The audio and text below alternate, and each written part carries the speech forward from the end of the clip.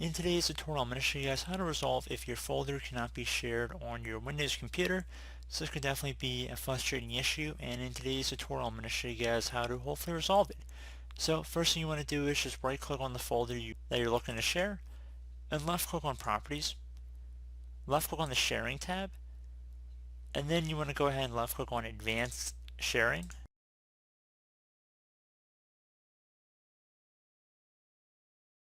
You want to check mark beside the box where it says Share this folder, and then left click with Permissions down here, so left click on Permissions.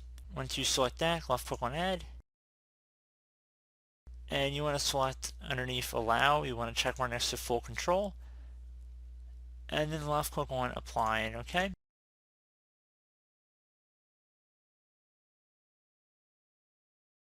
And once you're done with that, just close out of here, and that should be about it.